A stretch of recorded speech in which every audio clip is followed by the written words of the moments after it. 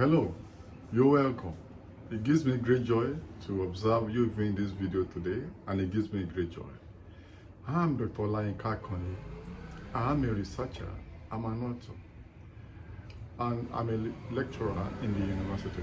On this channel, I do a lot of stuff, but all these stuffs I do, you can easily cluster them into four: sociology, research, relationship, and migration. Meanwhile, if today is your first time of coming in contact with this channel and my video, kindly subscribe to the channel, tap your notification button, comment, like, and share, and tell others. If you have subscribed to this channel previously, thank you very much for staying tuned. Kindly comment, like, and share, and tell others about this channel. Today, I want to address a very important issue within the context of migration. And this video is very important because many people intend to migrate. They don't have the capacity or the wherewithal to migrate legitimately. I've made a lot of videos, and you can find them on this channel on migration. Today, I want to address migration in context of Canada. This is very important because Canada is one of the most open, most welcoming countries when in terms of immigration or immigrants. And yet, it's not so straightforward. It's actually one of the most demanding destination countries that anyone may want to migrate to. And many have migrated into a lot of issues, troubles, or many have been scammed or defrauded on their accounts that they want to go to Canada. So I'm dropping this video so that you can be empowered. Please stay till the end so that you can learn one thing. So the title of this video is How to Migrate to Canada and Become Permanent Resident and Citizen. How to migrate to Canada and become permanent resident and citizen. Canada is one of those countries you can migrate to and you become permanent resident even on arrival, and you can become citizen shortly after you stay in Canada. But it's tricky also. So I encourage you, plus all I say on this channel, kindly visit the website of the RCC, that's Canadian Immigration Service, so you can easily get more information, because migrating to Canada is case by case, it's on case by case basis, and there are different pathways, there are different routes to migrating to Canada. And so there are loads of paperwork you've got to do. So you need to visit the website of the immigration service, which is constantly updated. So I'll be giving you a little bit of advisories, and so complement with what you find on the RCC website. So the most common ways the most common way people migrate to Canada is the student route. But you can also have express entry. So express entry is also very popular. But generally speaking, the express entry pathways tend to be more specialized, and it's more demanding compared to students. So I will explain these express entries and their types in this video, so stay till the end. So students is very common, and many people go to Canada for undergraduate studies, postgraduate studies, or PhD studies, or master studies.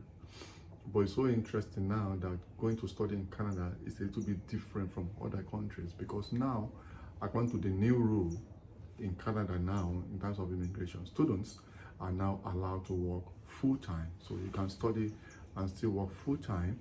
And even though you are a student, you can also convert from students, maybe even after your study, you can stay behind and get work, and also get your permanent residence, and from there move to becoming a citizen. So if you're considering study, I think Canada is a very good place for you, because unlike United Kingdom, UK, where you have 20 hours of work in a week, so you are not limited anymore in Canada. Canada is so welcoming. You can work full-time legitimately, and Canada is also welcoming to families of immigrants. So most of them work, and they get, even after they work, they convert to, after they study, they convert to work permit, and that's pretty easy. And they will convert, they get your permanent residence.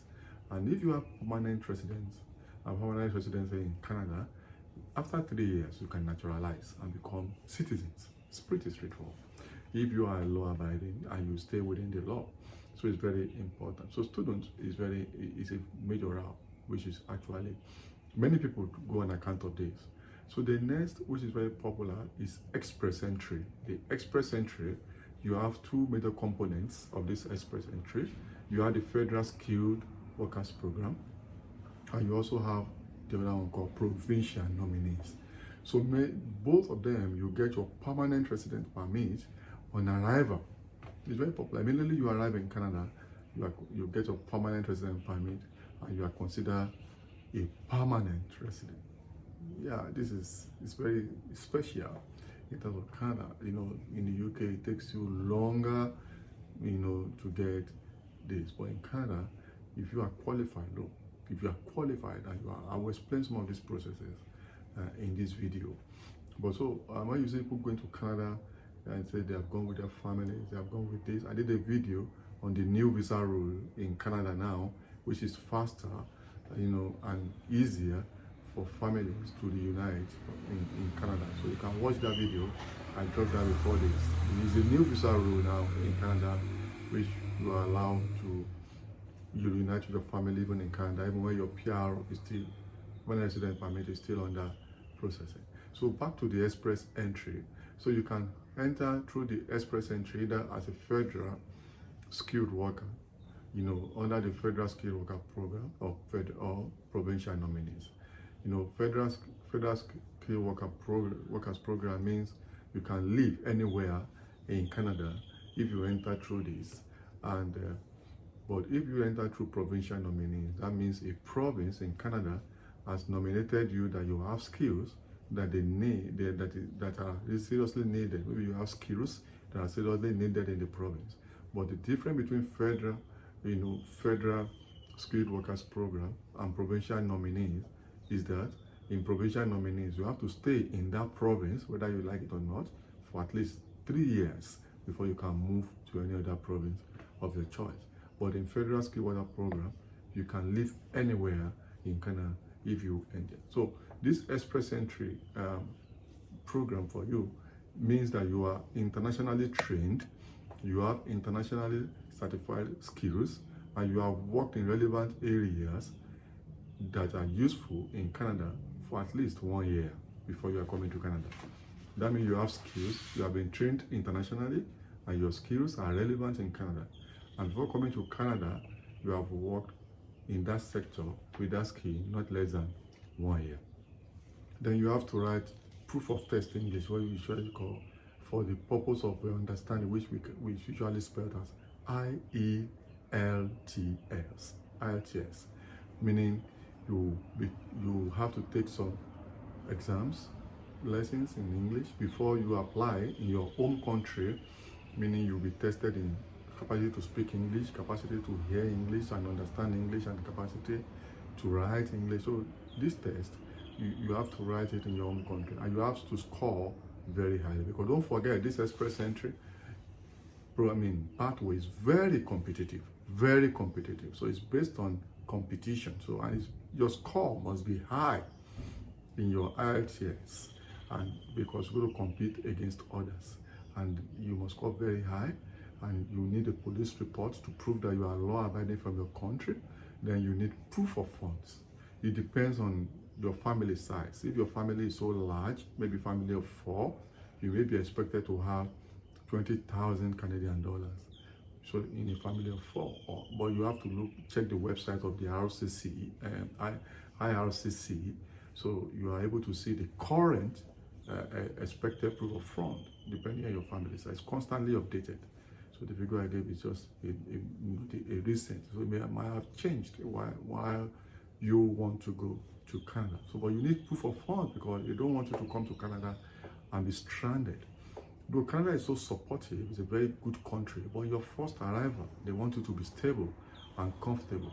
But if you settle down in Canada, there are many opportunities, fantastic opportunities that you're going to benefit from in a lot of services, healthcare, education, and the rest of them.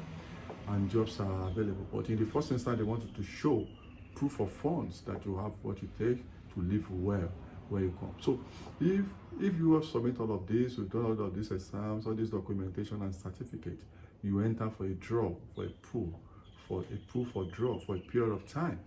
And if your scores are high, if you made the requirement and if your score is very high in the portal, you are invited to submit application,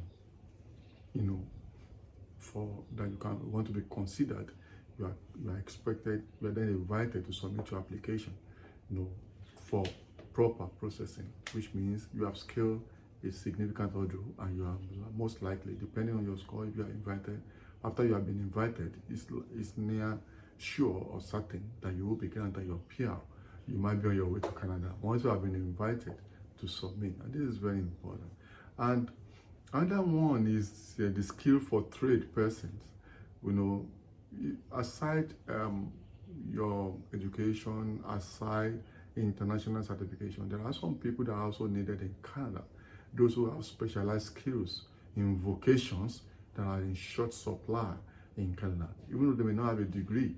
But for example, if you're a carpenter, if you're a plumber, or if you're a welder, if you're a caterer, you might be allowed to come to Canada because those skills might be limited. But you must have been practicing this vocation in your home country, and you must have certificates, that are recognized, and you must have proof that you've been practicing. So it's not, if you don't have a first degree, you don't have masters, you don't have a PhD, that means there are still other opportunities. And most people don't talk about this, which is why I want to mention it. So if you're a carpenter, you have vocational skills that are needed in Canada, you can still come into Canada, but you must have certificates and skills, and you must have proof of funds if you are going with your family, depending on the number of people that you are working with.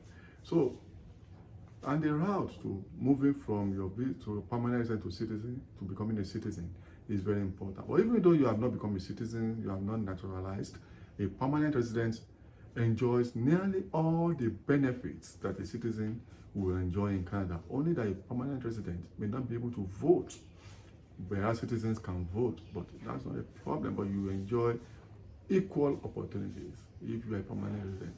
But after 3 years, you can then naturalize to becoming a citizen. But you must bear in mind that if you're going to Canada, you must prepare for sometimes recertification. Some professions are highly regulated, and prepare to start from scratch. Sometimes your expectation, you may have to moderate your expectation, be resilient, be focused, be strategic, and be determined, and be patient when you are traveling to Canada, so that you can reintegrate and prepare for recertification or taking new skills that are more relevant than what you came to Canada with. But Canada is a very fantastic country, certainly speaking. The opportunities are limitless, but the challenges are there. But the opportunities are limitless that if you are careful, you shouldn't have any problem. I hope you have enjoyed this video. I give credence to those people because this, aside my own experience, I also conducted researches. I appreciate. I didn't have clearance ethically to mention names, but some people made contributions in validation in terms of making this video when gathering information for this video. I appreciate all of you. I'm sure most of you will watch this video and you are expressly acknowledged. Kindly subscribe if you enjoy this content. Subscribe to this channel. More videos are on migration are on the way. Thank you very much.